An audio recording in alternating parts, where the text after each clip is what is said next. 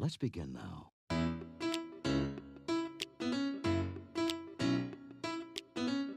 Today, I just woke up and I like said, this.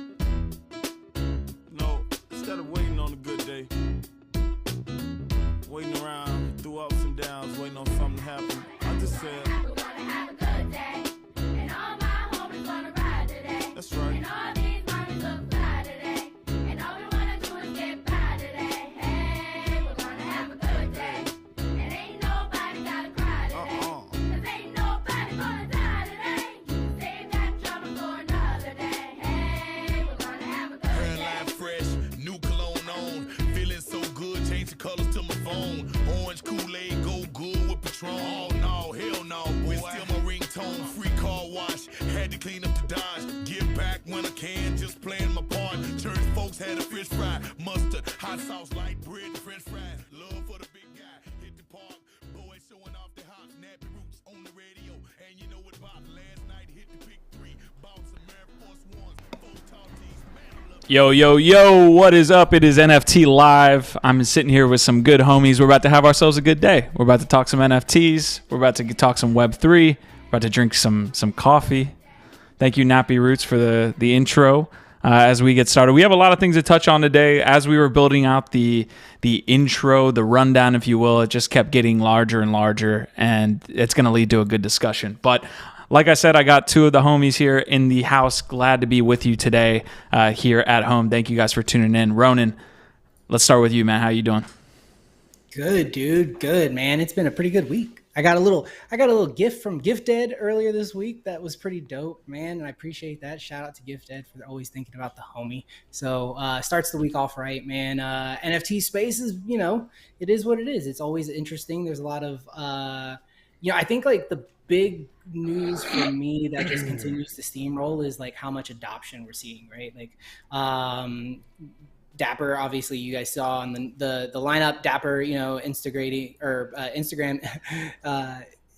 implementing Dapper, right, flow into their interface, and now like that's one step closer to like minting, and that's a conversation because I know we all. I don't think any of us would argue the fact that we all feel the same way about Meta and their products. But I think there is something to be said for the adoption that can take place through an easy conduit like Instagram. Check that shit out. It's so dope. It's a GIF knew that I was a fan of Deftones. He went and met Chris Cafaro, who's taken some absolutely legendary photos of mainly 90s like grunge rock bands. And yeah, dude, so this came in the mail. It's huge. It's got his signature. I'm super hype. I even like went and put in a couple bids on some of his Kurt Cobain stuff that's in his NFT collection, just because like, man, excellent work. So yeah, I appreciate it. But yeah, the NFTs, man, it's interesting. There's some good stuff on the docket for today's conversation. Love it. GIF, how you doing? I'm great. I'm stoked to see that Ronan got his signed Cafaro print. It's amazing. And yeah, shout out Chris Cafaro. He's an absolutely legendary, amazing photographer who I'm lucky enough to call a friend now. I met him through the NFT community. This is, why Nifty Q, we got to get you out here because, you make amazing friends like Chris Cafaro. To Ronan's point, he's shot some of the biggest bands in the world, a bunch of awesome celebrities, just a crazy dude who's also creating some cool NFTs. But yeah, when he found out Ronan was a Deftones fan, he was like, let me send him a print. And I was like, all right. So he printed that out and signed it just for the man, Ronan. So yeah, man, stoked you got it all right.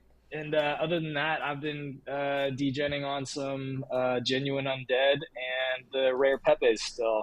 Oh, I also picked up a Webaverse key, whatever those are. So we're going to be talking about Metaverse later. So we are. Hopefully that doesn't turn. Go ahead. I will say, we talk about like, you guys know I'm not really touching shit. I've said it multiple times. When it comes to like buying NFTs, like I'm not really like doing much. But I did jump into Metaverse and it was a good play. And I do think long term, I think it's a little down at the moment, but like I do think long term, like that is a really cool project. It's an open world metaverse. I know personally a couple of people that have been playing around and tinkering with the tools over the past multiple months, and they're building some really cool shit, man. Yo, I am pulling up. Sorry, I'm working on the back end here, trying While to you get do the tweets that, out. GIF, you said you've been getting rare Pepes. Have you picked up any moon Pepes? No. Oh my God, bro. Another man. I'm Pepe gonna send derivative. you. I'm gonna All right, yeah. hold on. That's what the world going. needed. That's what the world I'm going needed. to look. I'm going to dude, look. they're Moon legit. Pepes. All right. Well, while they're doing that, and maybe if you guys can send me a link, I can get that pulled up. But while they're doing that, please leave a like on the video before we get started here today. We're going to have ourselves a good episode. We want as many people in the house as possible. I already see the chat lining up here. Cost Effective is saying, yo, that clench spirit in the background is so dope, Ronan. Space Smells Like It's in the House. OVOT, Hash Rhymes, DJ Savage. So yeah, it's gonna be a good one. What do you got behind you, Ronan? What's getting called out here? That's a clinch. So that all right, this is a really cool project. I don't talk enough about the other thing I degened on, super degened on. If nobody has heard of SuperNfty, SuperNfty has been in the space for I think 2.5 years now. Most people would know him from the floating heads, right? So if you look at like that art, like just the head, imagine just that head, that's kind of like his original collection. Then he had like a secondary collection that were these imps. And then he had another collection that were these Super Balls. And essentially what he did was he created an actual IP post all of that. And what he did was for holders, you were able to mint, depending on which one you held, you were able to mint like X amount of free ones. And it's essentially like Pokemon, dude. It's really addicting. So the website is excellent. I would love to actually send you, because you should definitely check out the webpage while we're live, because they put a lot of love into it, right? So I just dropped it to you. So what's really cool is that like the way it works is you collected your they're called spirits. And the spirits are all these like base level spirits. Now some of them had variants, right? So if you were lucky, you got like, instead of having the base level that I have behind me, you had a variant. That variant may have been like green or something. And there's fewer of them. The second level, right, the evolution, there's an evolution if you burn 3 of them together. So if I burn 3 of the clenches behind me, I get the second level. And then there was like, then there's like little things like if you combine 2 of the clenches with this thing called a sprite, which was one of the spirits that we hunted, that you came back when you hunted, then you could actually create like a special variant of some of them, right? So he's done a lot of really cool stuff. He did a commission of my OG Ape 6061 black hat that looks just like that super toy you guys are checking out. And yeah, so he's an OG in the space. The project's awesome, and so it's one of those where you jump into the Discord. Essentially, the way it works is you send your imps or your floating heads on a hunt. And they come back and they have the spirits. And then that happens once a week. It happens every Friday for 4 Fridays. I think we're about to hit our 3rd Friday this week. And then so like the next 24, 48 hours in Discord is just everybody trading, right? Like if I've got 2 of this and I need, 1 more to make my evolution, then I'm going to hit Discord and we're going to work out a trade and we're going to swap. And then I'm going to evolve my guy. And what's cool is that on that website, I don't know if you actually, Q, if you wanted to go to the top, if you went to spirits, the spirits tab specifically, and then you go to my codex or my spirits on the right. I don't know if it's going to show you like a proper codex. Damn it. Maybe not cool enough. Yeah, maybe you scroll down. But anyways, so yeah, it looks just like a Pokemon Pokedex. So it's got like all the blanks of the ones that you don't have. They're just silhouettes. If you've collected it, that probably blew your ears out. Yes. If you've collected it already, then it shows up. If you have multiples, it tells you how many you have. If you can evolve it, you get a little evolution button. And you can see there, like you see the base spirit evolves twice. Each level requires 3 of that level. It's really cool. It's deflationary gamified, tokenization, tokenomics, and the art's tons of fun, man. This is dope, man. This is dope. Is this more like when I look at a project like this and I see like the art that's put into the actual work, is this more art or collectibles to you? This is both. Collectibles can be art, in my opinion. And like the really, really dope collectibles, right? Like you check out the ones behind me, they're considered art. They're called art toys, right? Like, so I think like they can be both, but I think like the main thing is that they're not investment vehicles, right? Like he's not out here trying to shill you some way that you're gonna, get in here and you're gonna make a bajillion dollars off of these things. What he's showing you is a really fun time. He released these. Nobody had any idea how many there were on day one. After the first like 6 hours or like 12 hours of melding, he actually put out like a full like collage of like every single creature that he's got, and there's a shit ton of them. I don't know how many. Maybe Cost Effective can give us the exact amount, but there's a ton of them. And he like the ones that had been discovered, he actually showed them, and then the ones that didn't have silhouettes. So that actually gave like everybody like, oh snap, there's like a different evolution here. I didn't realize. How do we get it right? So it's one of those things that reminds me a lot, Q, of Wax. Like of when we used to swap cards, trade, collect, complete sets. And for me, that's like what NFTs, the heart of NFTs are and where we really should be. That's what CryptoKitties were, right? Like you swapped them and then you bred them and then you saw whether, what kind of cool traits you had. And, it breeds this engagement over time that builds like a real attachment to a brand, right? To the IP. That's why Pokemon is one of the biggest in the world, right? Like, it's massive. Yeah, that's fair. I'm going to get to some comments here. Cost Effective is saying it's been so fun working with the community to evolve my spirits. I believe it's 164 spirits. That was a little bit of a rabbit hole there, but I'm glad that we went down. It's cool to see early in the episode like the different projects that are doing some cool stuff. Also, like what did you call that? Ronan just nerd out and fanboy on a project. This is the shit that like got me excited about this space. Yep. It's why we did fucking weekly podcasts, even though you didn't have a drop happening but once a month. Like the first I'm like, bullish on it just based on his passion. That was like early Clubhouse Ronan. That like I'm bullish on the project just because of that. But also on the collectible art front, like it usually requires a strong IP for a collectible to also be like valued as art. Right. And so this has the characters, it has the IP that people are attaching to. So that makes the art more valuable. Even if it's not like some crazy fine art, people love the different iterations and the creativity that goes into reinventing the IP and expressing the IP in different ways. Yeah, so I want to continue down because we have a lot of things to touch on. Again, we're touching on Pudgy Penguins, BendDAO, Instagram plus Dapper, and ranking the metaverse. And it's already like 15, 20 minutes into the episode, and we're not even on the first topic. But I promise Sorry, not sorry. Yeah, for real. Sorry, not sorry. The last thing I want to get from Ronan before we move to what GIF has been up to, and we get to a couple other things. What the heck's going on here, Ronan?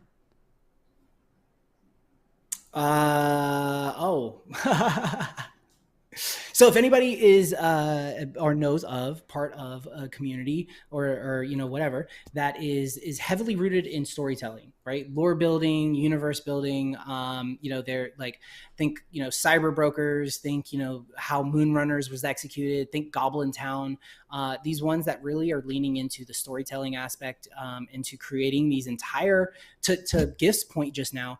I think the biggest, most successful brands in the world are the ones that have story built in and that have lore. And that, I mean, you even look at a brand like Nike. Nike has lore, right? Like, just do it is a mantra, right? Like, and that's what takes place in these massive brands. So, for me, storytelling and lore and world building is really important.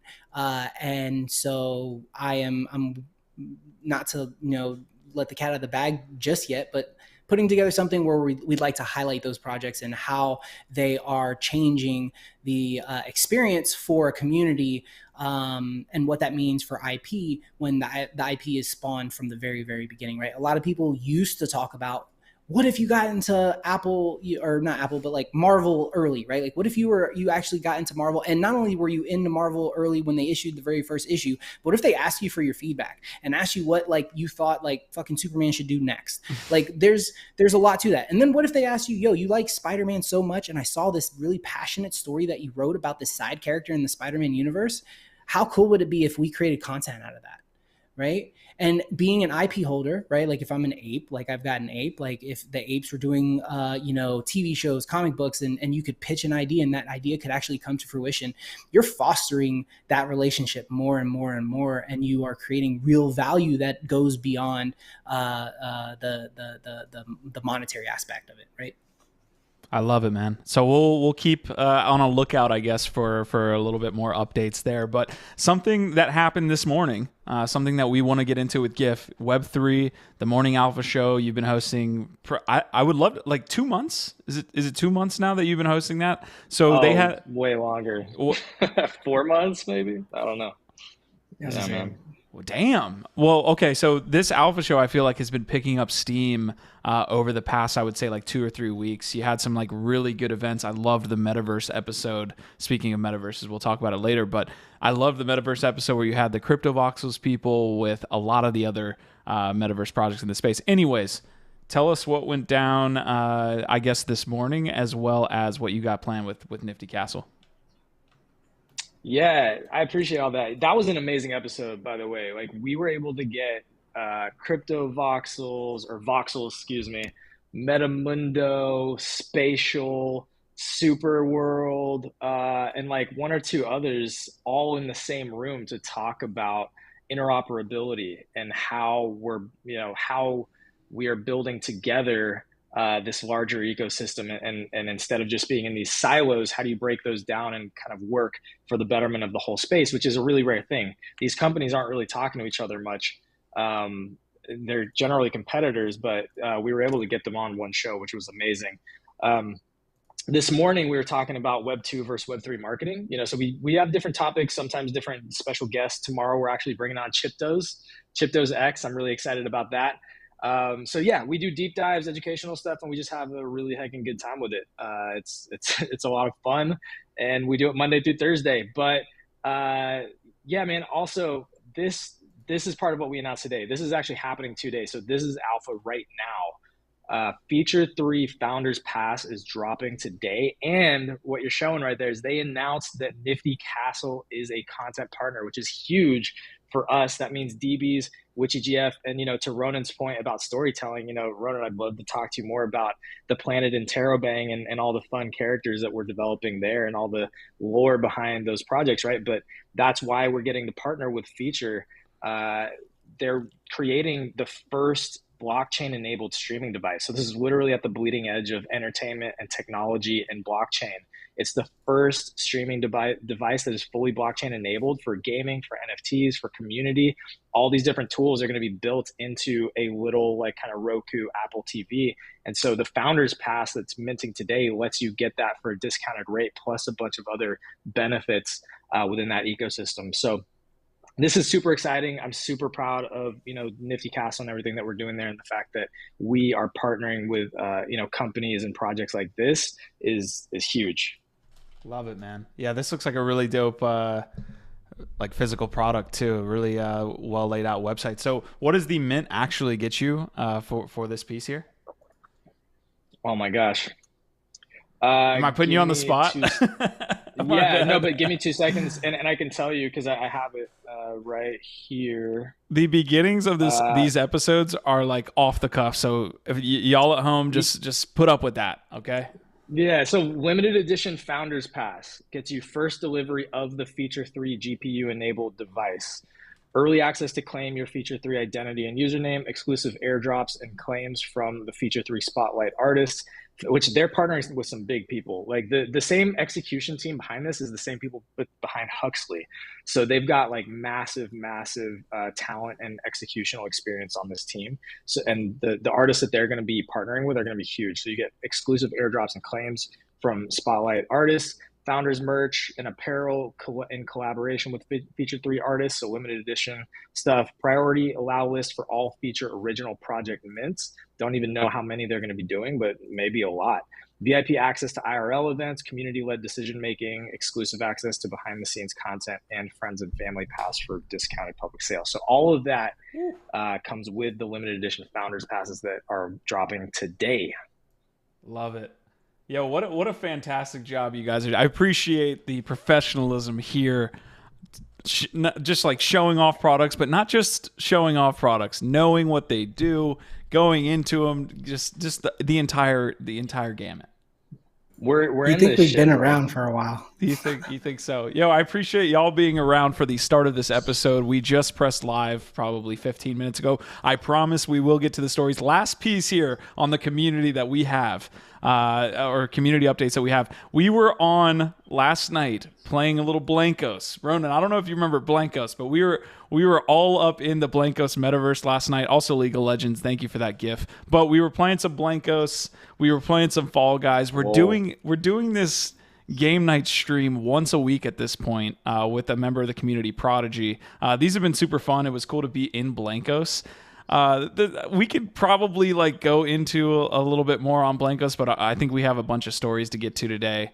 Fall Guys was amazing as well. Ronan, I see your face. What's going on? You're rocking the OG like skin. I love it, dude. Blankos, man, it was so. I feel like if there's anybody who did like Web3 integration right, like it's Blankos. Like I feel like. And I've said it before, like play to earn isn't something that I think like is going to be like really big. I know we're conflicting on that, but like I think when you look at how can we integrate Web3 in a way that makes sense and that is going to bring attention, right? Like what's the lowest barrier of entry? It's exactly the way they did it. Like you go in, it's free to play. You collect a free, vinyl toy that's an NFT. And then you get a vibe for it. And then there's sales. It's just like, it's exactly like Fortnite, except for when you spend the money on a vinyl toy, it comes boxed. You can choose to open it or not, or sell it or trade it, whatever. So, that's how I think we get to adoption of what we're trying to do here. And that's just an entry point. That just gets people like now they start to understand like how this can actually facilitate like a better model for everyone involved. Yeah, there was an interesting discussion earlier this morning talking about like rarity and whether rarity is kind of going out of the market. GIF had like a really interesting take on that but what you're getting at is like collectibles don't necessarily need to be like these like 10 ETH price points and pieces like that. That's not how we get to mass adoption. I do want to show one last piece. I promise to God we are going to get to these stories, but one piece from game night. We did win a crown, so we're here. This is just a quick little piece of us winning the crown, and we actually got it. Yeah, you can see I'm a little excited. And then the last piece on the gaming front, Phantom Galaxies this week. Just wanted to give them a shout out. They're a friend of the networks. They have episode 4 coming out on August 31st. Why is this important? Phantom Galaxies, to kind of not belabor the point, is going to be one of the better games that's out right now. There's not a ton that's out right now that has the level of graphics, the level of playability that you see in regular gaming. Episode 4 is going to add the play to earn mechanic for the first time for Phantom Galaxies. So they're back in the box for the play to earn NFT gaming ecosystem. If it doesn't go well and like it just kind of flops, then we're not back to square one, but we'll need to kind of reevaluate. So big shout out to Phantom Galaxies. We'll be streaming that next week on game night. So another reason to show you guys game night, not just random there. So appreciate it. Guys, anything else before we blast off on the stories 30 minutes into the episode? Shout out Pudgy. You and him have a really great rapport and are kind of hilarious together. So yeah, y'all are funny, and he rages hard, but it's absolutely hilarious. Yeah, I appreciate you with the League of Legends call too. Yeah, I totally peer pressured them into playing League last night, and they got their asses handed to them. But they almost turned around. There was a minute where I was really hopeful, and now did they play? They were. They we played were that on that stream. Raging. On that stream. Yes, oh, yes, I want to watch Cube rage. Yeah, okay, I'm gonna. I was defending pressured myself. them into it. Okay, all right, we're gonna blast off here. DJ Savage saying NFT Live was fun last night. Yeah, we're gonna mess around with those game streams. There's a couple others that are coming out that will be, I think, more. I hate to just sit there and play Axie Infinity over and over and over again. That's why game streams don't really kind of exist that much in the NFT gaming and Web3 gaming sector. But as you see these games come out, it'll be awesome. But anyways, first story on the list, Pudgy Penguins sees a resurgence amid bear market turmoil. Shout out to NFT Plazas that is just providing some good format for stories happening in the space. So really what you guys need to know here is Pudgy Penguins is seeing a little bit of a floor price increase. I think it's up like 60% or something like that in the last week. There was a quick announcement via their Twitter that I can pull up, but essentially they had a large sale, which led to people's interest kind of peaking. And then they also did this around the same time of announcing an advisory board of a who's who in the space. So the question is Pudgy Penguins back? Is it legit? And I'll just add one thing before I bring the panel in here.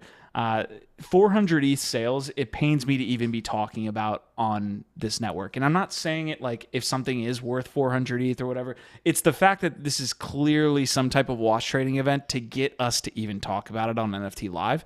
Congratulations, you did it. But I don't like it. It shows how early we are in this space that they can just concoct this half-ass plan to be like, let's trade ETH between wallets, and then it'll get like picked up by the media, and then we see a floor price increase, and that's where I am. Sorry. I don't know. Someone can correct me if I'm wrong, but I do think that the pump started before the 400 ETH thing happened. To that effect, it was definitely like the pump was supported 100% by like the whales and shit. And we warn you people about like this stuff. You people, we warn our lovely family. I don't know why I said it so like begrudgingly, but I mean it more towards the people who are committing it, not to the people that we're trying to inform. But you can look at the chart right now, Q, and I think it peaked at like 8 or something ETH, and the floor is 3 now. So is Pudgy Penguins here to stay? I think it's a brand that's going to be here for a very long time. Is it one that's going to be worth 20, 30, 40 ETH? Probably, I don't know, not anytime soon. I mean, it's probably a really long play. I do love, holy shit, that was thunder. Sorry. The whole house just shook, dude.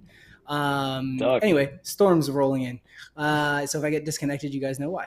But yeah, so that's just my vibe. Like, I think that, the IP is strong, but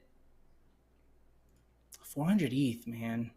Now the guy who bought it, did you guys see, like, I mean, I can see it, right? Like, this is where you talk about, this is like where you talk about like, massive brands can like, they got to have the right it factor, right? And I do think that like if Pudgy Penguins does the right thing, which is like they can't be apes, right? You can't go throw a Pudgy Penguin on like a bag of weed, but like go make toys, like go make a Saturday morning cartoon of Pudgy Penguins. Like that's a strong IP. Go make a clone of the birds, right? Angry Birds, and make them penguins. Like that's something that could pick up, or come up with a very basic game like that, but that has like something like sliding penguins, right? But that could pick up steam and just further like bring that IP along for the ride. But I do think that the 400 ETH was a whole lot of money on an IP that's like, it was literally like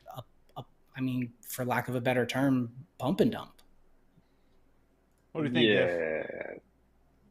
I think we should cut through the bullshit a little bit on this, and I want CoffeeZilla. If you're out there listening, CoffeeZilla, please dive into the Pudgy Penguins and expose what's going on. Because I mean, look, there's definitely some legit hype and interest on the project. They dropped, a cutesy IP at a good time in the market. I personally, and this is my personal opinion, I wonder if I'm going to get flamed like we do for the gutter cats whenever we talk about them. No way. Pudgy Penguins. I think the art is absolutely boring and mediocre personally. Like so like when Ronan says it's got good IP, I agree that when you look at that, you can see how they can express it into kind of like a kid's brand. So yeah, I mean there's something there, but like when I look at the actual NFTs, I'm just kind of bored by it a little bit. And so I don't know. I don't think that any of them are worth 400 ETH. I think that clearly this is a marketing tactic, and it works. So if you're out there and you want to wash trade your shit, hey, go for it, because this is all this does is us talking about it is encouraging more people to wash trade and use it as a cheap marketing tactic. So this is going to be the beginning, I'm predicting, of a new slew of cheesy marketing tactics where people are like, 500 ETH sale of some bullcrap project that you've never heard of or like don't even like, and then everybody's gonna buy them. Whatever. That's honestly just a recycling of what we saw in the bull run, though. There was multiple ones of these where there was like, here's how much ETH we just sold, and then it would get talked about for 2 seconds. So, GIF, I won't talk about the next one. Next time this happens, we won't talk about it on NFT Live. They're smart that they're doing it during a bear market. Like the timing of doing this is actually better because there aren't a lot of sales, so it's cutting through a lot more. I think that's part of why, to your point, like why are we even talking about this? Because there's not a whole lot other than an ape or a CryptoPunk here or there. You know, the gold ape just sold for 1.5 mil or whatever. Other than that, you're not seeing a lot of these massive sales. And so I actually think, you know, there's some strategy there. Yeah, I want to give a quick shout out to Easy and Crypto here in the house saying Pudgy penguins are lame as fuck. Terrible art, in my opinion, just low effort. So apparently, hopefully you guys are not Pudgy penguins holders here in the chat as we go forward. I'm sure someone's going to clip it and share it, and we'll get shit for it. But cannot be as toxic as the Gutter Cat community. Here we go. Round 3 with the Gutter Cats at this point. Jacob, you know what to do. All right, we've got the next piece of the story. I did want to get your guys' take on the general move. I know, GIF, we talked about this earlier in the week as well. General take on like NFTfi being a thing. And if you guys didn't check out my interview with Mike Finch, he goes into in depth about why this financialization is happening now and what that means for the space, even as soon as Q3 and Q4 of this year. Like the conversations he is having behind the scenes, or at least he kind of alluded to there in the interview, was that a lot of bigger products are actually happening that we don't know about that are going to make themselves known in the space. BendDAO being, you know, one of the first iterations, and therefore they're having issues. So you see BendDAO faces a liquidity crisis due to ongoing NFT bear market. Essentially what happened here was, if you're not familiar, they had NFT lending on the platform where you could, you know, loan out your NFT for ETH, and then these because of the floor prices changing, they couldn't repay the loans, and there were all of these problems with people not actually wanting to actually buy these NFTs. A lot of the way that it was set up actually at BendDAO.xyz, which I can pull up as well, was a reasoning for that. So there's a couple different stories wrapped up in this one piece here. But guys, what do you think about maybe this BendDAO story, but also kind of NFTfi, if that's what we're gonna go ahead and call this as we go forward? Ronan, you want me to jump in, or you want to jump in? you jump in first. I see you guys have a lot of takes on this one. I think it's, well, I mean, I have a lot that I can talk about it, but I don't know that I've fully solidified a perspective because I haven't been participating in taking out loans on risky speculative assets like this yet. But I've been paying attention and we've talked about it. I think that, again, you know, we're very early in the development of these new financial models. And so this is like an example of an experiment with a new model that you're seeing where the risks are and how unstable it can be when you're trying to tie, you know, loans and different types of traditional financial models to these highly speculative assets. I don't really know. Like, I think it's exciting because I think it lays the groundwork, to your point, NFTQ, about what's going to be coming, right? Mm-hmm. I think that they can tweak these models. That's how Web3 works, right? It's like you learn, you iterate, and you keep learning, and you keep experimenting, you keep iterating and adding in new features or new code or whatever. And so I think it's cool to just see this stuff kind of working or doing its thing or seeing where it's breaking and like seeing how they try and pivot and fix it, because I hope the NFTfi, you know, keeps developing. Yeah, and to be fair, this has been being developed for you know, the past year, right? There's a literal platform called NFTfi that's been doing NFT loans and things like this. But this BendDAO situation, I think, was a little bit. How can I say this? A little, definitely more in the media. You know, we're talking about it now, but it just got to a point where there was like a little bit of a I don't want to use the term death spiral, but there was a run on the bank essentially. So they ended up not having a bunch of ETH. Just to add a little bit more context before I get your take here, Ronan, this is a proposal that was passed now by this community. So the main piece to kind of look at here is the amount that people were bidding had to be 95% of the actual floor price, and people weren't bidding because of that. They wanted to bid below floor price here. And then the auction duration also moving from 48 hours to 4 hours is a big piece. So this, as you can see, the 95% is moving lower to 75% here. So people can essentially bid at lower prices now and for a shorter amount of time, which they think will lead to more people actually buying up these NFTs so that BendDAO could essentially be whole on these loans. So that's kind of a high level overview. You got something, Gif?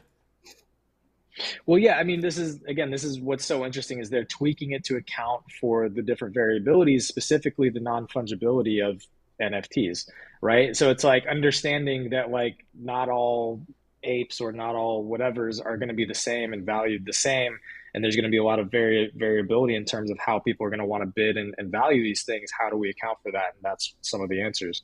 So I don't know. I think it's cool. I think it's fascinating. And there's going to have to be a lot more of these tweaks, before it finally gets to a really reliable instrument.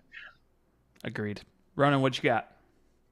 Yeah, I think like that's the biggest thing is it's like we just have to remember that we are in a really like the infancy stage of like a completely new like technology and paradigm. And so a lot of this is going to pop up. But what I love is the fact that we do have the ability to do things like pivot, right? Like, and if you have, I mean, I'm starting to really believe it. Like we've got some of the smartest people in the world working on crypto and blockchain. When you have that amount of intelligent eyes, the sooner you identify these issues, the faster you can fix them before they become a problem, right? Like BendDAO does seem to have kind of righted the ship, like before they hit the spiral. But to your point, they were pretty close, and it was in hindsight, the gates that they had set up for their auctions and stuff were a bad idea if you considered, the market being a bear market. So, just being able to iterate on that is key. Yeah, 100%. I think it also gives you a window into the value of DAOs at scale, right? Because normally if this was like a traditional business model, they would have to probably go through a bunch of bureaucracy internally without the transparency. There'd be a lag and then a lot of frustration outside that might even like exacerbate the issue with the run on the bank. But like now you see a business literally operating transparently through a community governance model where they're like, hey, let's put up a vote with some what are the best ideas? Let's vote on them. There you go. Now we're going to implement. It's like they're moving really quickly. And what happens in this space is that we're all like evolving in real time. And that's what's so exciting. And so this to me gives me kind of an insight into like, oh shit, this is how like the businesses of the future could look. Like what if Coca-Cola had a DAO where some crazy shit happened with their supply chain, it destroyed their quarterly earnings outlooks, and then they just go, they say, hey, here's the 3 best options that we source from the community or, our trusted body of advisors. Let's vote on them and just fucking move. I don't know. It's fascinating. Easy in Crypto saying, great idea, but maybe more parameters need to be in place to avoid platforms like this going under. And then Savage is talking about Pudgy Penguins holders or realtors, which we gave a what have to last week. And then Cost Effective is complaining about us joking on his bags here. So, yeah, a lot of great points. The two, I think, most like the features that we'll feel most that will be really cool as, features get added to the NFT space that maybe are more on the financial side are real-time pricing. That's one piece. Like if you can financialize or fractionalize NFTs, what you get is like if someone trades $1 worth of, a fractionalized Bored Ape, you actually get a real-time price there. Because again, if you do the financial parameters around that, you actually get the final price of that Bored Ape. And people are going to do that more and more if they can buy a less amount of it. This is actually something that separates NFTs as a collateral from other types of collateral, like a home. Well, you might be able to do it with a home, but because it's a purely digital asset, the possibility to make it divisible and fractionalize it is there. I think it's still very complicated to actually create all of that. But like with a house, it's very hard to make that divisible. And again, like an NFT, they're all non-fungible. They can be wildly different and valued in different ways, which makes it very, very difficult. Like when you had the housing market crash, that inability to divide them into fractions and the non-fungibility is part of what made the liquidation crisis such a problem. But with an NFT, you can figure out a way to own 10%, own 5%, own 1% of this digital asset and figure out how that works, which I think makes me more bullish on the possibility of NFTfi and these types of models in the future. Yeah, people were also taking a lot of the negative, and I tried to point this out the other day in the Alpha Morning Show. People are looking at this negatively now, but there's going to be a lot of positives from this same platform working effectively in a bull market. Like that it's rocket fuel up and it's also rocket fuel down. Like if something's going terribly, that's what we saw with BendDAO. If something's going really nice, you're going to see floor prices absolutely skyrocket. Some people might say that that's not the best thing, that maybe, staring up as opposed to rocketing up is a little bit better, but you will see positive aspects, which means more liquidity to the market as well, which was Mike Finch's point. Mike Finch was saying that there's a lot of money on the sidelines. BlackRock's not going to go up and buy a bunch of Bored Apes, but there's a lot of smaller hedge funds, a lot of smaller capital management firms that just want access to this in the same way they didn't have access to Bitcoin in the ways that they like it in 2008, in 2009, in 2010. But now in 2017, 18, 19, especially 2020, that whole Bitcoin run was bank run, was hedge fund led, as opposed to retail led that was in 2017. So we're tying a lot of different pieces together. You got some? Well, to your point, it creates opportunities for arbitrage, right? And so like that incentivizes a whole bunch of different money people with big bags to come in and play in the space, which is a good thing, especially in the bull markets.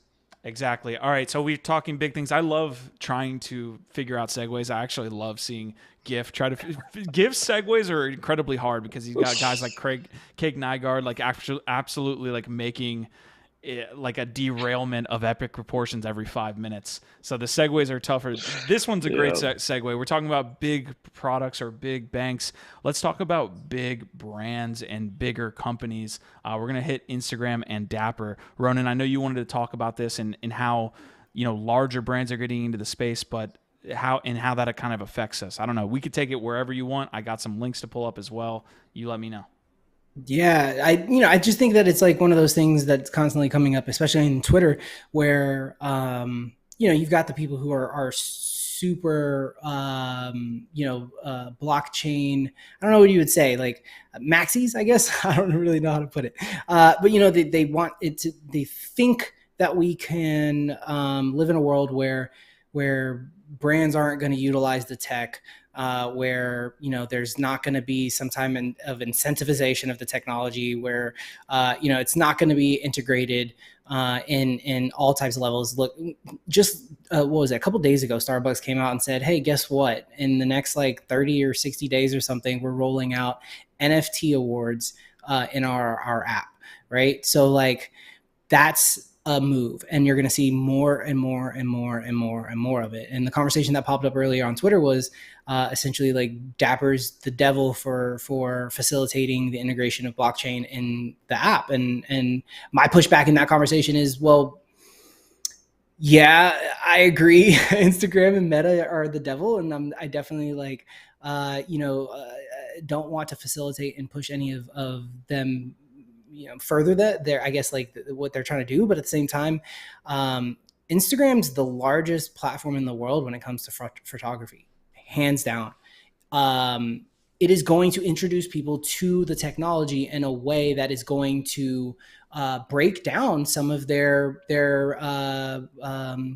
like what they've got in their mind that NFTs are, right? Like people are like, these are NFTs are wasteful, right? Like they're wasteful. They're, killing the planet. Well, go do the research. You posting a tweet that the blockchain is wasteful is actually more wasteful than an NFT minted on Flow. Okay. And then you consider like, oh, well, this is like really hard and there's no way like it can integrate because you have to have a seed phrase and you have to have all these things and there's all these entries and you can't use real dollars. Well, Dapper Wallet allows you to use a credit card and you sign up and it's a custodial wallet. Okay. So I understand, but like, because it's custodial, that means anyone can sign up with an email. You can't, there's 70% of the world that there's no way in the world they're going to fuck with seed phrases. We have to have some type of option for them if we really want this thing to continue to bring value, right? Like, and it has to be accessible to everybody. And I'm the type that, look, there needs to be a level for all of us, right? Like there's some of us that, you got an Android phone because you like to tinker and you like to have full control of everything. And there's others of us who are like, yo, I like my Apple because I know that it's going to be a smooth experience. There's not going to be hiccups. I don't have to worry about security as much. And there are these other things in place. So like, it's kind of the same to me. Yeah. Shout out to Santino, who has some comments that we'll get to. Our Vibe, our tribe there. Ronan, you have no idea how much shit you're about to get on YouTube Shorts. The amount, if you guys don't know, we take all of these clips and we put them on in Shorts. That is where we find people who are not necessarily in our community finding our content. The amount of comments you're about to get on what the energy piece, that is the basic narrative that everyone has against NFTs. The amount of comments and shit talk you're about to get, I can't wait to come back and rewatch that here on next week's episode. But Basic phenomenal porn. is right. Basic is right. That's some basic bitch bullshit if you believe all that. It's all cap.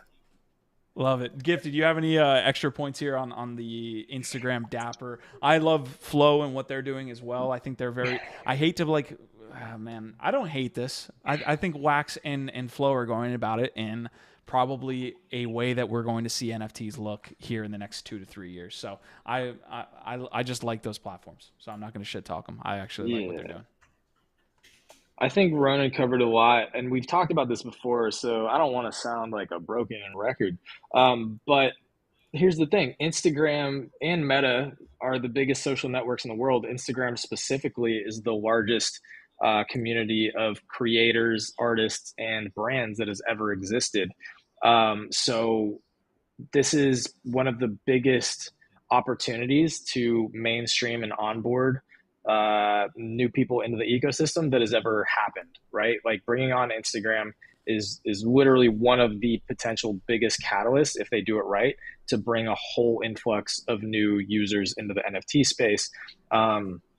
I think that's why they're doing it very, very strategically, rolling it out little bits at a time, figuring out how to position it, et cetera, et cetera. Yes, I'm not a fan of Zuckerberg. I'm not a fan of how he has misused his power with regards to Facebook and a lot of different things.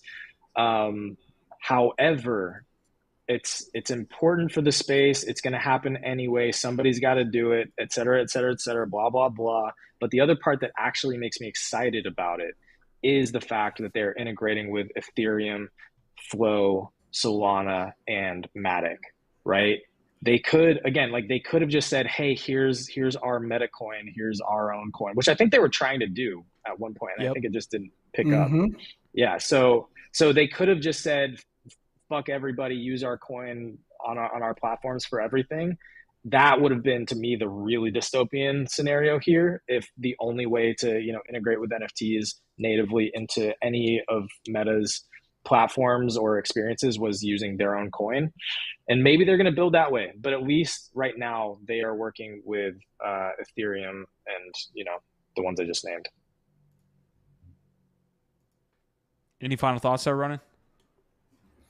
No, I just think, the more that we get people to see the value of the technology, the better. And I understand that it's unfortunate, and there's going to be thousands, if not millions, of artists who are going to have their first touch be through Instagram and through Meta, and they'll, unfortunately, if they we don't know this, we just know that they're going to allow minting. We don't know if they're going to actually allow selling on the platform, but if they do, then Zuckerberg is on record saying they want like a ridiculous 40-something%.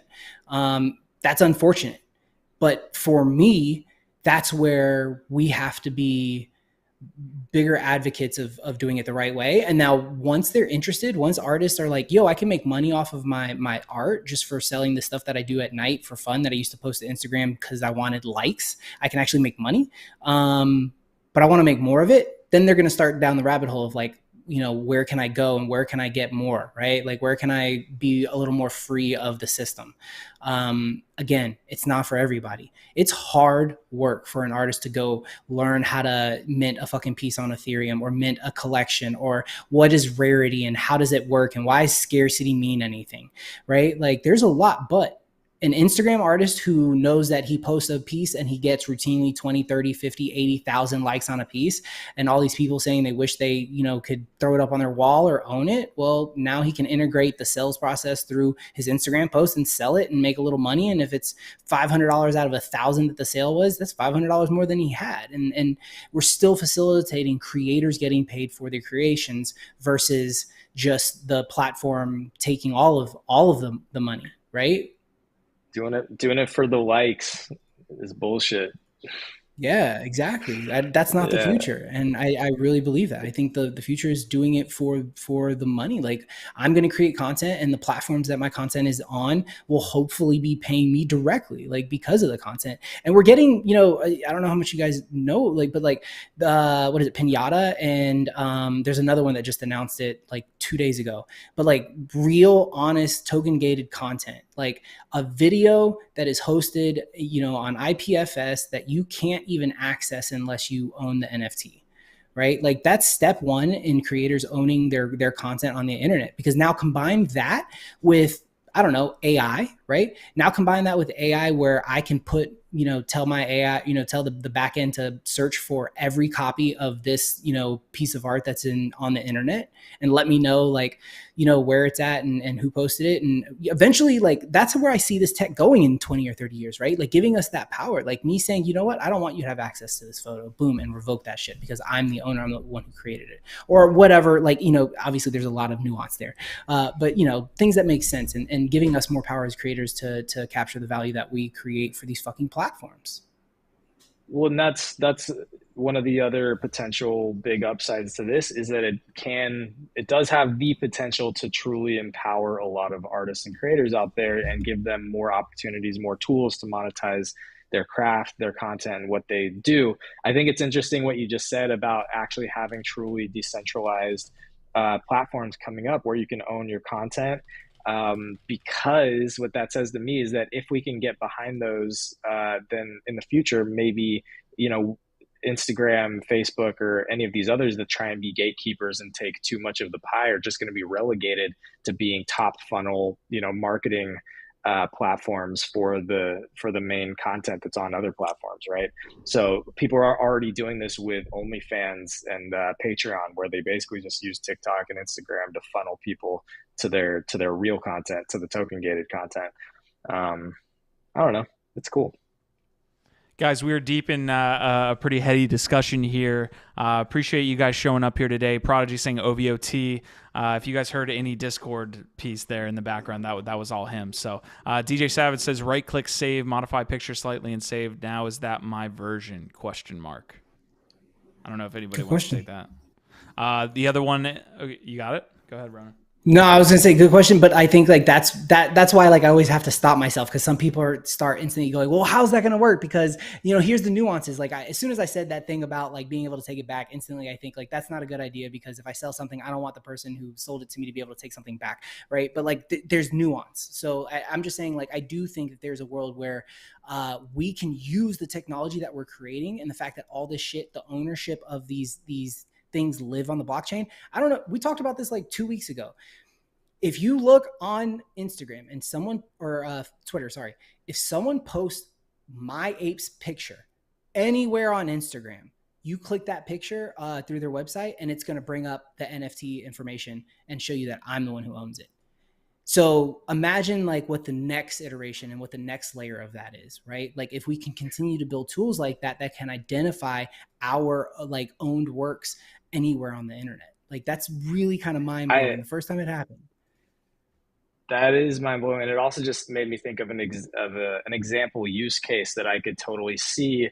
You might know Andrew Schultz. He's a comedian. He recently launched Infamous, which is his new comedy special. He actually bought it back from Netflix to release it himself, going direct to consumer, and it was very successful.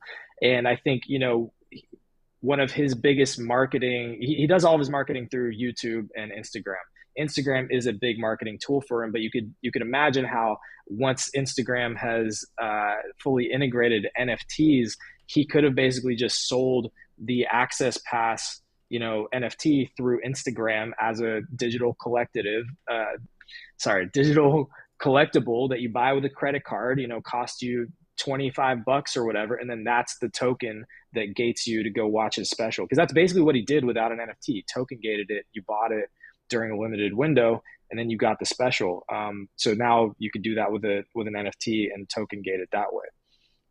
So I don't know. That's pretty cool to think about. We had that conversation earlier with like Web3 marketing and how I guess creators are getting their stuff out, right? And it was probably an unpopular opinion, but it seems to be a popular opinion amongst us three that like it's actually going to be the larger companies that come in and actually integrate NFTs as opposed to like this other platform coming up and being like, hey, we offer like you an ability to distribute your content. And by the way, we're Web3 native. It's like, well, that's good, but you cap your audience in a way there.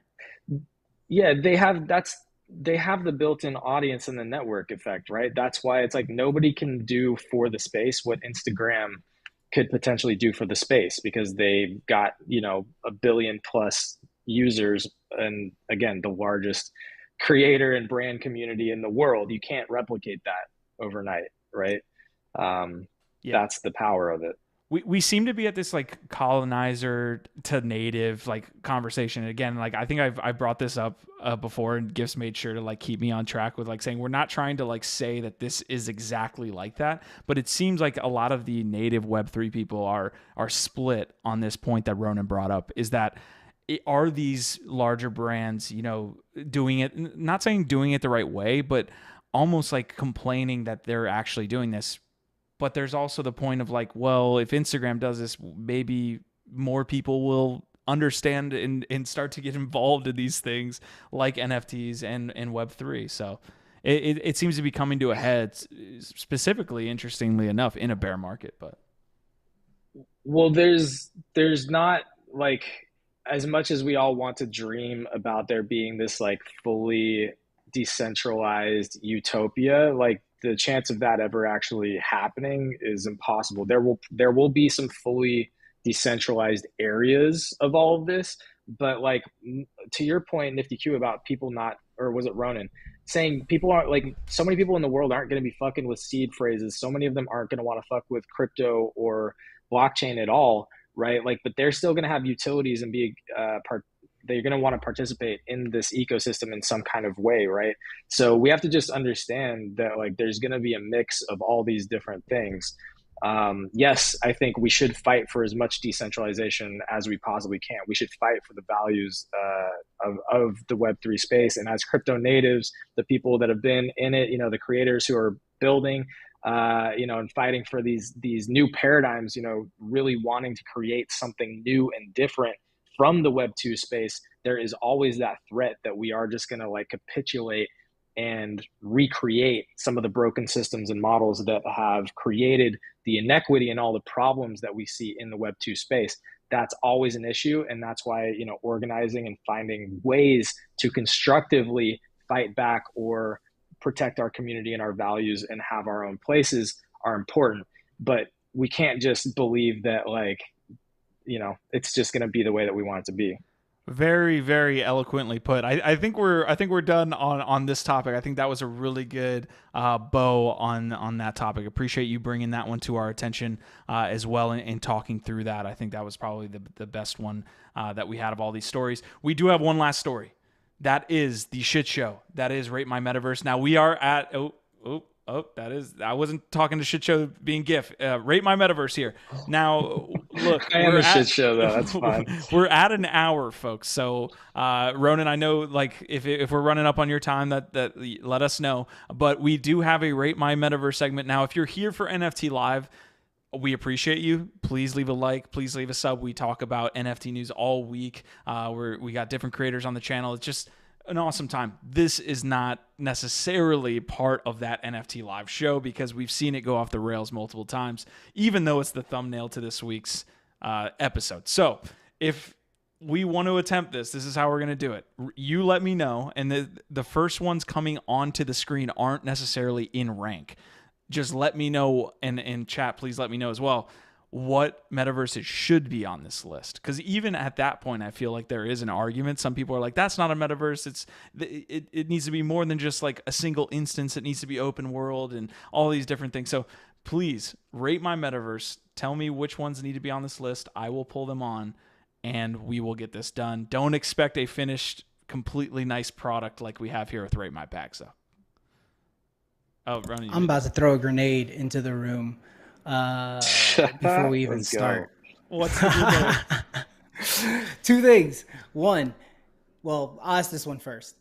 Does the metaverse have to be on the blockchain? I think for this specifically, we're talking about the ownable metaverse, like Okay. metaverse that Fair we enough. can own. Okay. Part two, because that fits perfectly. Then there's no way any single metaverse is going to be an S. Period. I'm throwing that out there. I don't Okay. think there's a metaverse that we currently have that we can tier as an S because we are selling ourselves extremely short. Because if you look at the metaverse that's not attached to the blockchain, then you're seeing things that are going to take place, once that does happen, that are actually like what the metaverse is going to be, right? You're talking like the experiences that you have in Fortnite. For anyone who is old enough, who's played Second Life, that was a full-blown metaverse. There's a currency that you can exchange for real dollars. You pay rent. There's people who for 10 plus years have made their entire income selling digital items inside of Second Life, and that platform's been running since 2001, I believe. So when you look at something like that, that's already, dude, and that's there. That's ownable, like all, quote unquote ownable, but it's not built on the blockchain. And when you look at what we've got now and you compare it to something like Second Life, we got a long effing way to go, man. Because in Second Life, I mean, there's you go in, you go to a mall, you walk up to a terminal, and this is all digital, right? You walk up to a terminal, you can buy, clothes for your avatar, you can throw sneakers on your shit, like, and that's where we're going. Like, you see what they're doing with like Clone X, right? Like Clone X is I think kind of, I love where they're going. The second layer of community is now decking out your clones, right? Like, and doing cool shit with your clones. And then the next like iteration of that is like, you'll be able to sell those implementations to other clones, right? Like, so you'll make a cool outfit for your clone or cool kicks for your clone, and then you'll sell them to people as NFTs. And as they have those NFTs equipped with their clone, then when they go into a real fucking metaverse, like a fully functional metaverse, they'll jive. So I just want to throw that grenade out. I do have a 330, so I'll jump in a minute. Okay. All right. Do you have any takes there, GIF, on what Ronan just laid out? I'm just sad that he's leaving because I was going to spend the rest of this show trying to convince him that, my Frogland is going to be an S tier, but, it's fine. Take off, Ronan. You got to leave us. Look, out of here. So I just want to start populating this, right? Like, let's definitely get the comments from the community as well. I'm hearing Phantom Galaxies, which I can definitely add. Although, again, getting back to the fact that we go up here to rate my bags, it's a determinant of like a metric, right? Like, what determines a metaverse? Is Phantom Galaxies highly a metaverse? Sophisticated? Well, and to Ronan's point about like all the different variables that we're pulling into this incredibly scientific analysis, To me, one of them has to be how, and I think this is kind of his bigger point with Second Life, is like, how far are they to actually having a viable ecosystem or world that you can, transact in and, create cool experiences in. A lot of the metaverses that are out there right now, Webaverse as an example, they're not really there at all yet. So do we even want to be considering any of those or not, right? Like Frogland has some cool demos and I'm really bullish on that, but also that's something that I haven't even like really dug into or been able to play still a little bit in the future. So yeah, how are we assessing where they're at in their roadmap or development? Listen, I think this is going to be a as is, kind of like build it as we go, like rate my bag. So again, as Gift said, super scientific here. I will just add the 3 that I know and have played in probably last, right? Like I played Blankos yesterday. I'm probably going to listen, they need to do better. They need to do much better. I would put them at a D. I'm gonna make my man a little bit here. I'll probably put them at a D for now. I'm sorry, Blankos. They're a D. They've already got a whole playable, like a high quality 3D. Playable. There's no user base. There's barely any user base. Hold on. Are we rating their success, or are we rating like the fact that they're like a functional, like where they're at in that? Look, I put them at a C. Yeah, but I put them at a C because at least they're, dude. Yeah, because they're way further along than a lot of these other projects that we're going to be talking about. Because I know, like, because if you put them at a D, then you're gonna have to really fight me to put any other project above that. Because if you're gonna tell me other Deeds is more a better metaverse than Blankos, when it ain't shit, like it's literally nothing. You can't log in, you can't play. All right, we're already going off the rails. People already hate my metaverse. Here we go. All right. Okay. If I'm giving them a little bit of rope, because you're right. If I do rank them here at D, then there is going to be you almost have to comparatively rank them within the ecosystem that we're in. So, okay. And to this point, there was one that we brought up here on NFT Live on Friday. It was a ranking with Kagion and CryptoStash, who were ranking NFT games. They had S tier games that weren't even out. Illuvium was at S tier. It's not out yet. So I will. That's the problem with the space, is that we're putting these projects on pedestals and they're not even launched yet. I really do have to jump because I got a meeting. But like, I think Blankos has got to be at least a C. I understand they don't have a lot of volume. They don't have a user base. That's sad, but because they've actually executed really kind of well. I do think that, when we get to S tier, you need in the world transactions. You need a sustainable ecosystem. You need people to literally be able to go in. When we think metaverse, at least think most of us, right? Like we think of like full blown experiences. We think of spending a lot of time in them. And then we think of making some money, right? Like the ability to these people who have been doing this stuff in Second Life, it's nuts, man. They're fashion designers, they're, skin creators, they're, experience builders and programmers.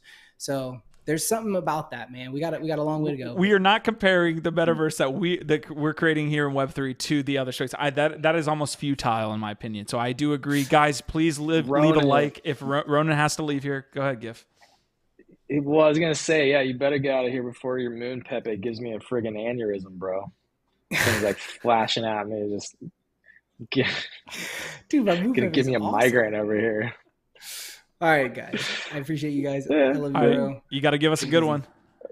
There you go. Big one, bro. No. Oh, you were. I thought. Wow. Rook move. There it is. See, I don't even know he could still be there.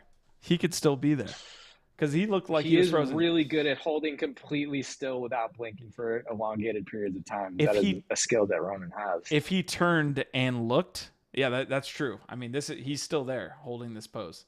All right, guys. He's listening to us talk shit. We're here in the most ridiculous part of the episode, which is essentially Rate My Bag's ecosystem of different projects. And I said Rate My Bag's ecosystem because we have 2 now. So you can call it an ecosystem and use that overly shilled term. We have Rate My Bags. When launch token. Rate My Bags. I'm going to let y'all know. Listen, okay, so here's what I got. I would put, honestly, other Deeds above Blankos. And I will say that event, that single event that they had with 5,000 other individuals and what they were able to pull off, puts them in an A tier. I will agree that we can't put anything into S tier because it really hasn't got to that point. Sandbox is potentially an A for me as well. They honestly got the metaverse piece started. Again, we're looking at provenance. Like metaverse in the past 2 years, Sandbox was heavily championing I this. like this. I like this where it's at right now. I like this, how you got the ABC right now. Here's my I question. Like Here's my question, GIF, okay? I'm transitioning pieces. Here's my question. If you had to ask somebody that's not natively in the Web3 or NFT space, what is a metaverse or an example of a metaverse, what do you think would be the first one that they know? I actually think, to Ronan's point, Second Life is one of the best examples of what a metaverse can be.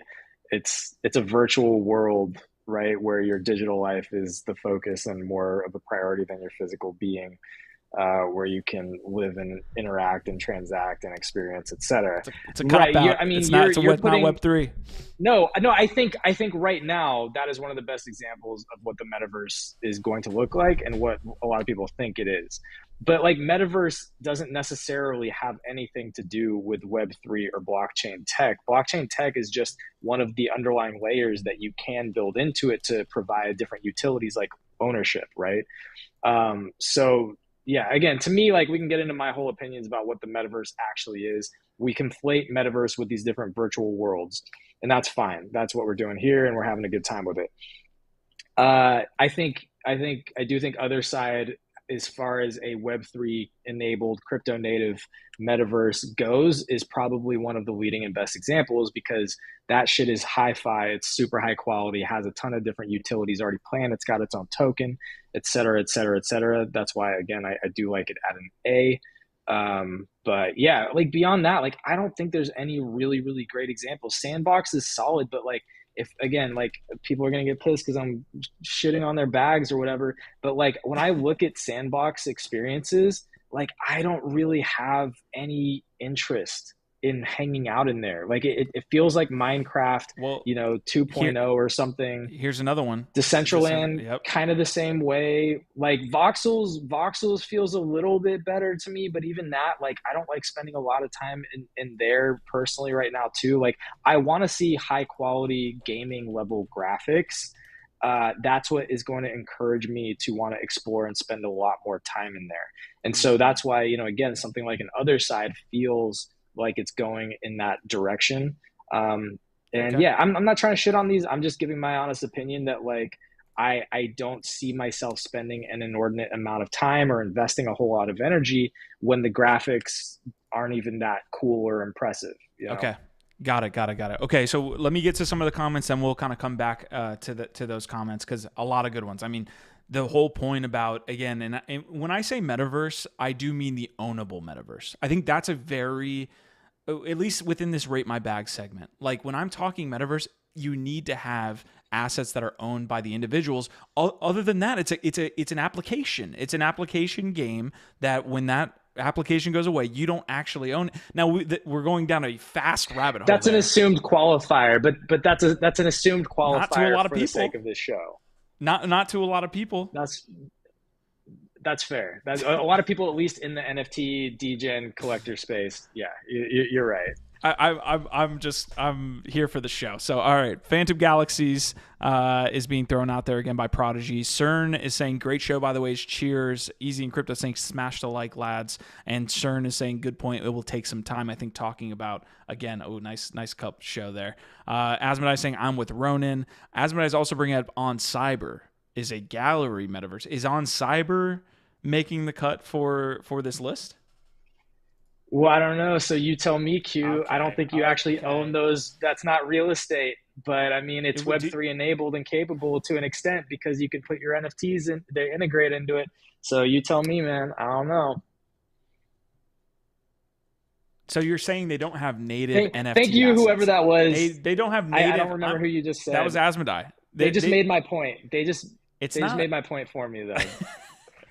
So you're saying that On Cyber, they integrate with assets, but they don't. Okay, so to me, here's where I would say OnCyber is a- OnCyber is, because they integrate those assets. Does Second Life integrate with NFT assets?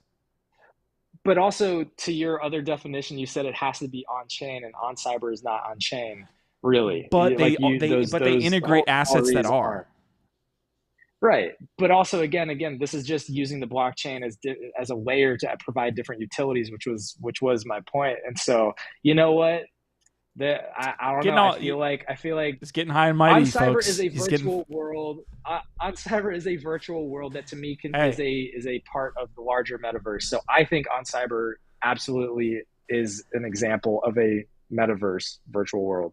Asmodai saying, oh, by the way, before I read this comment, please adjust the filter on your mic. I think it got turned up while you were nuzzing. All right. Asmodai saying they have Condescension got a little high. Hold up.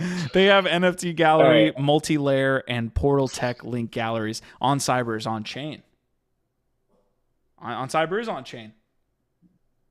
All right, there you go. Well, There you go. now Q's feeling even better about Look, adding it. So let's get it in there. Okay, so there is a gray area here. We're not going to be completely black and white. Again, this is a very technical thing here, this Rate My Metaverse. But if they're making an attempt to add NFT integrations or blockchain integrations, I would even say that those people might be, accessed.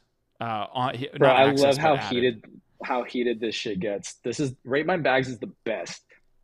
We get so fucking heated over this shit. All right, we gotta get Frogland. Okay. Sorry, go ahead. Well, Metaverse is really hard to define. This is what it says. CERN is saying Metaverse is really hard to define for me. It's basically is a digital narrative that you can own parts of. Okay, I like it.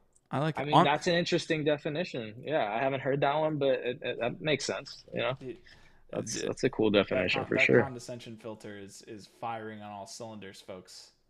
No, I know. I'm saying that's a cool definition. I just sound, this is my cross to bear. Sometimes I sound sarcastic when I'm being genuine, and that's really ruined a lot of my relationships in the past. So yeah, just deal with it. Okay, we got it. We will deal with it. OnCyber's coming on here. Okay, so we have 4 now that we're gonna rank. Sandbox is CryptoVoxels has that provenance, right? You guys are talking about provenance with, and now we're jumping in between, but provenance with CryptoPunks. CryptoVoxels is one of the OGs. Decentraland is one of the OGs. I'd put Voxels at a B with Sandbox. I mean, look, to me, a metaverse is much, much more about utility than it is about provenance. So yeah, like you can be like if the provenance means that they've got a large user base or collector base and people like it's got a ton of awareness or it's built a big brand, that's valuable. But if I would not invest into a metaverse and buy a bunch of real estate just because somebody discovered oh, holy shit, they minted their real estate back in 2017. Really, I don't really give a fuck. Really great point there. There is a little bit of a difference there between the metaverse and what you would traditionally assign value to when you're talking about art or a collectible. I love that point. All right, back into it. Man, I'm kind of blown away there. Okay, so other deeds to me when you're ranking, and I love it as this fills up, you kind of get a little bit more of a take, right? So other deeds now, seeing Sandbox and CryptoVoxels, I'm not sure I could put other deeds on that level. And then also other deeds is isn't almost, that the old Voxels logo too? It is.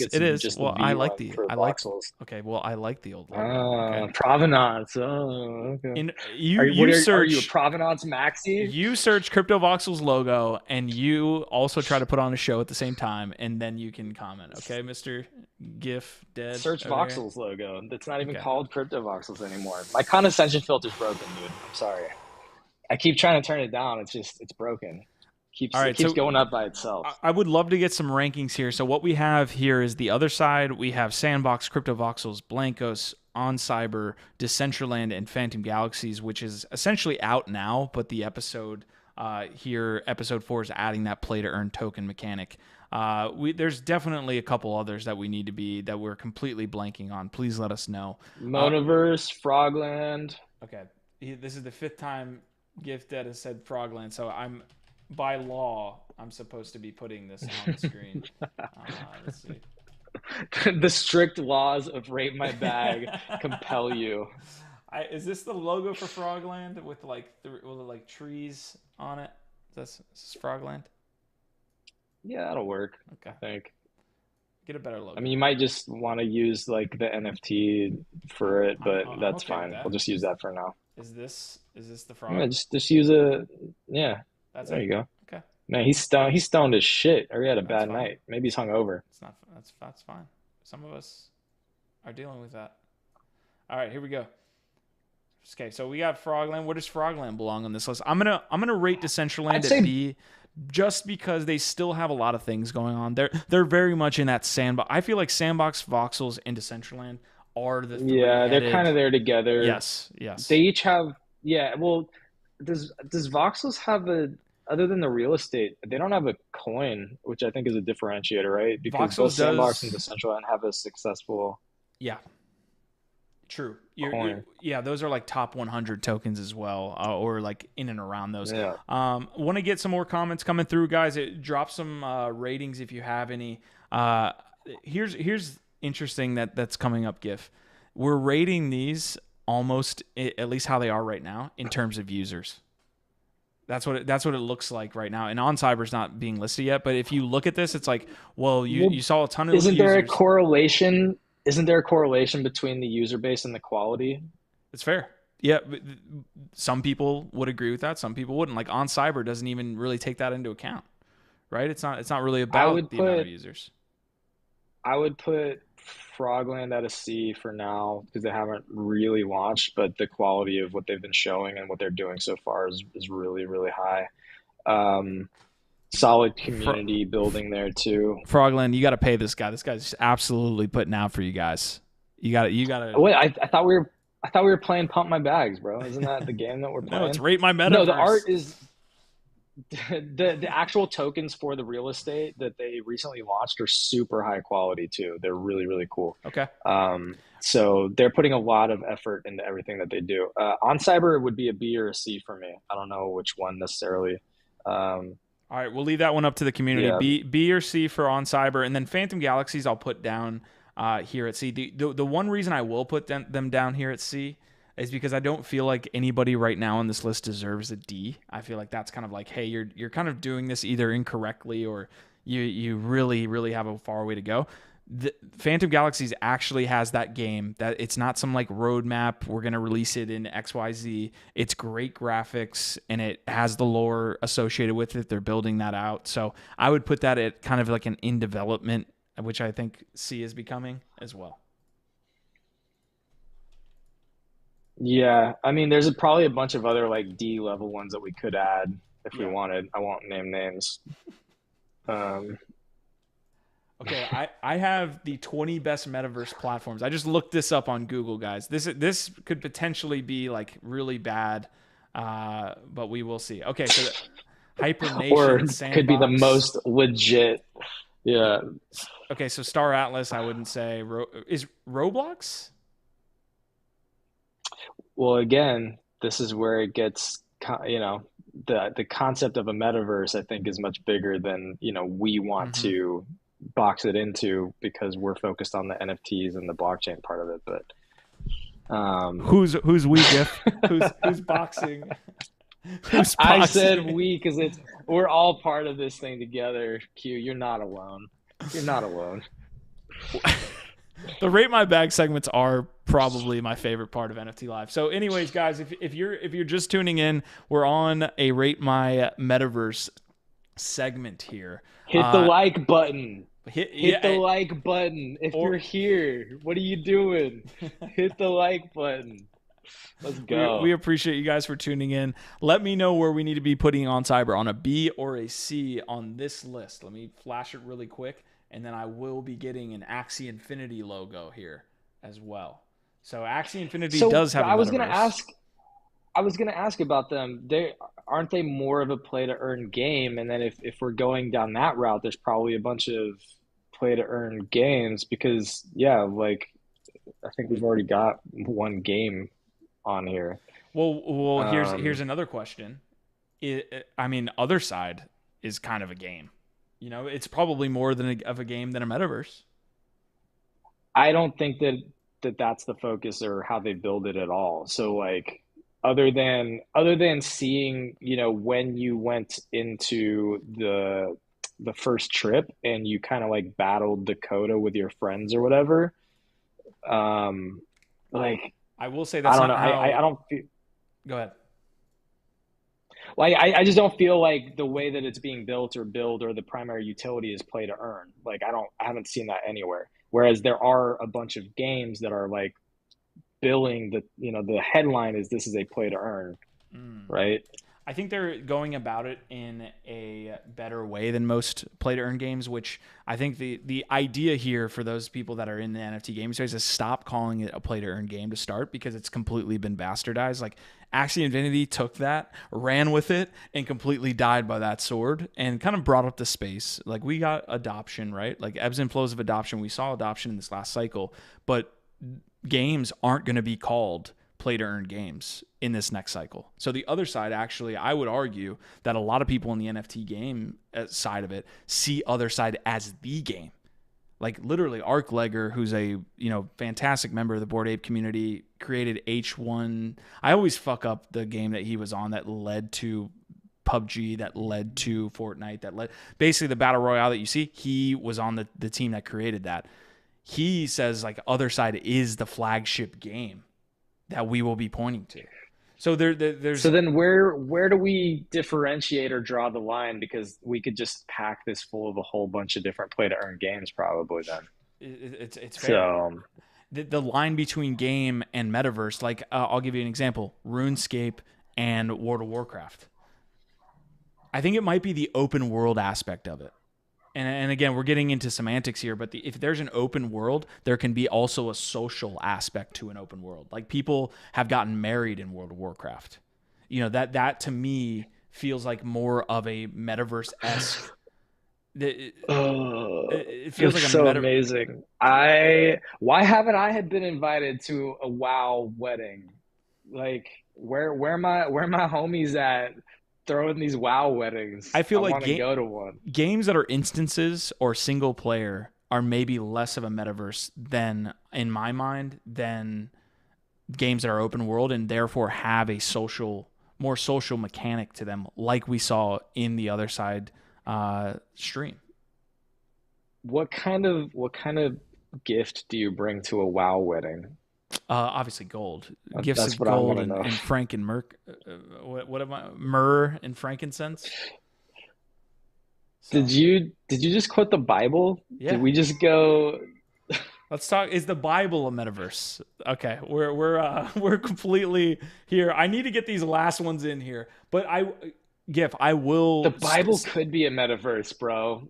I will stand staunchly with that the other side is actually an open world MMO game that will also have social mechanics. Like that's they have all the aspects of what play to earn will be on that platform, which is quotas, which is the resources, which is all these other mechanics that you don't see in like a Decentraland, right? Like that's not how Decentraland is set up, but you do see them in the other side, although they're not calling it that, I think, smartly. So that's but I like to see that that's actually debatable. I thought, that's actually cool. What are they calling other side? Like, how do they market it? Does it just say open world metaverse? I guess they probably just call it a metaverse. Speaking of,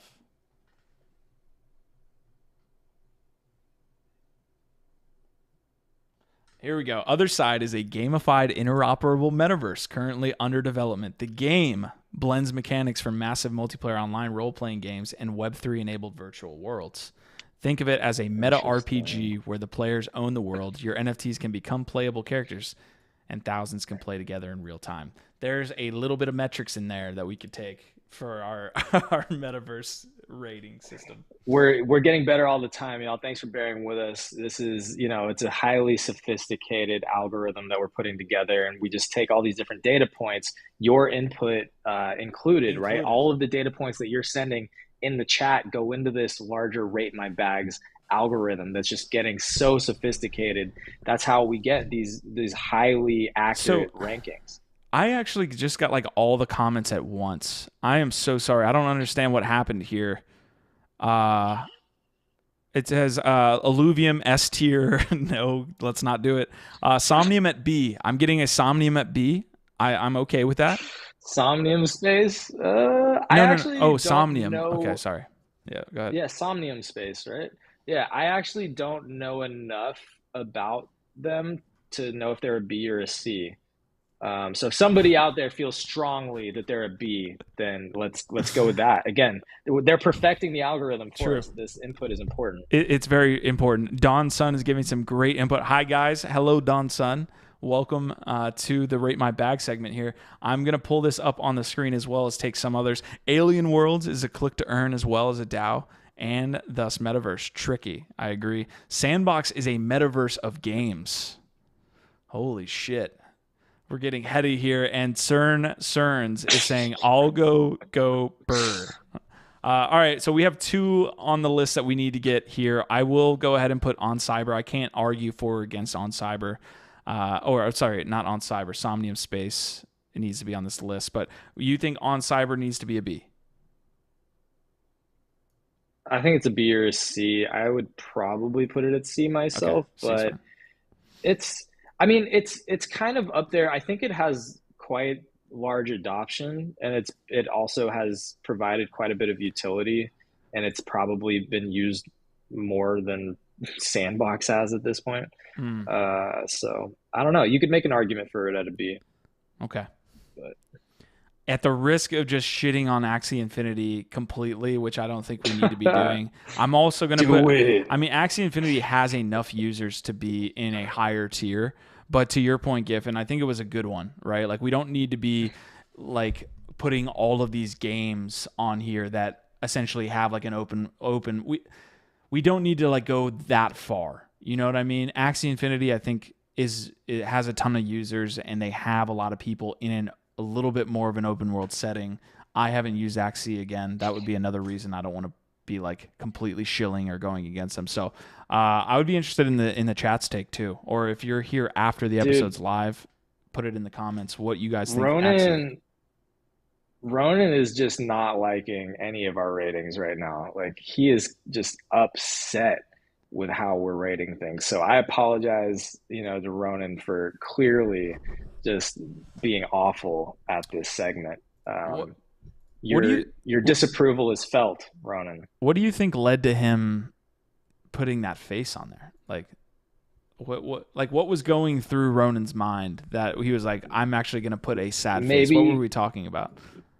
Maybe his Moon Pepe was starting to give him an aneurysm, and his face just did that. Okay. All right. This is what we're going to do, folks. We're going to cap it out here. I'm going to wait a little bit. If you have another metaverse that we need to be rating on this list, I think it's a good first start at a Rate My Metaverse. I am not by any means going to even attempt to touch Rate My Bags at this point. Rate My Metaverse we will stay with this episode. If you have any last thoughts here on either where Axie Infinity should go, or if we should be adding a different metaverse. Monaverse. We should probably put Monaverse on. I haven't been in Monaverse. I'd put it at a C for now.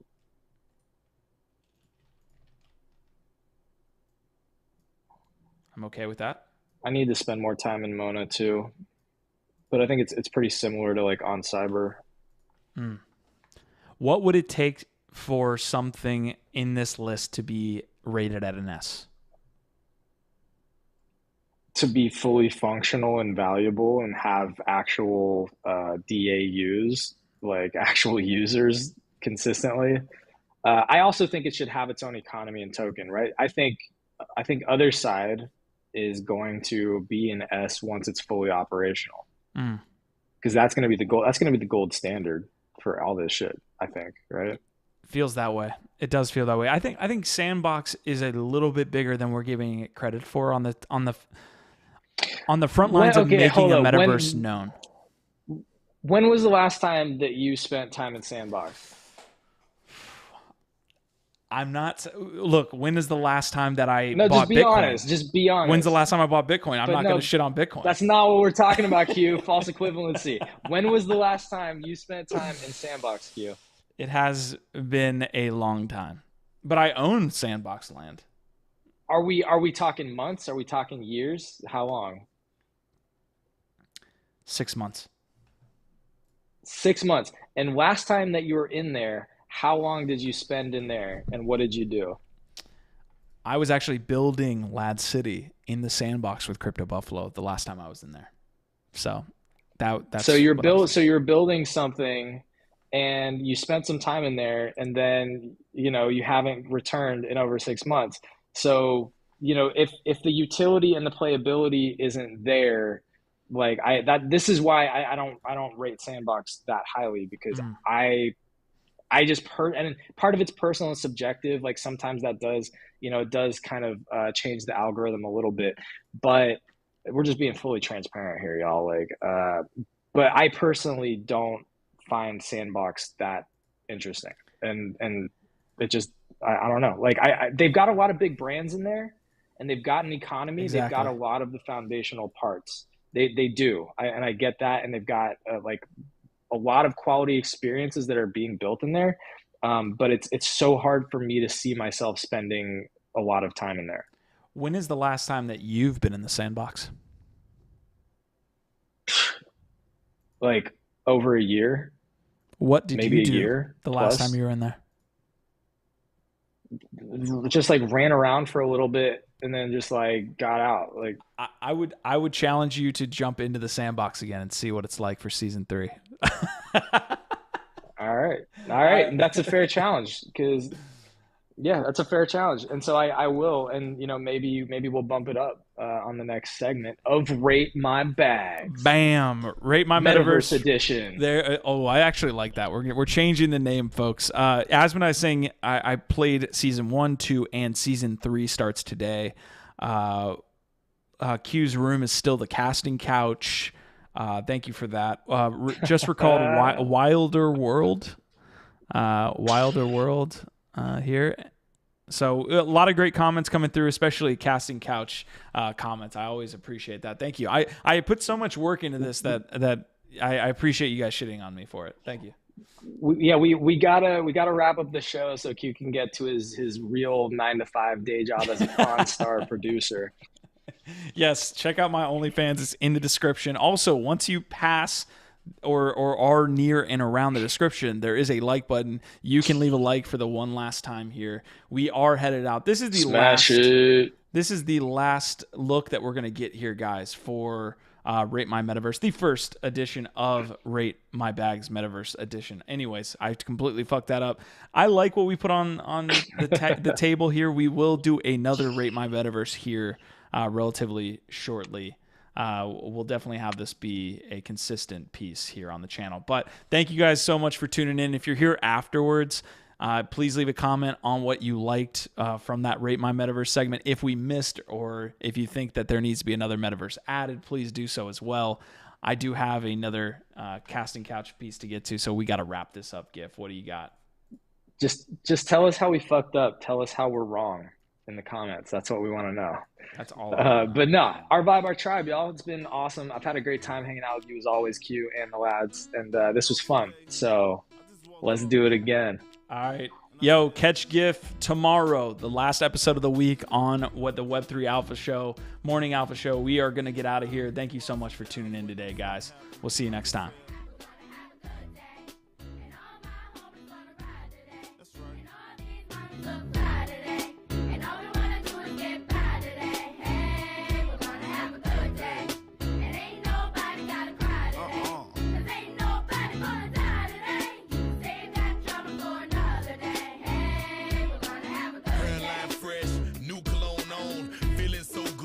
Colors to my phone.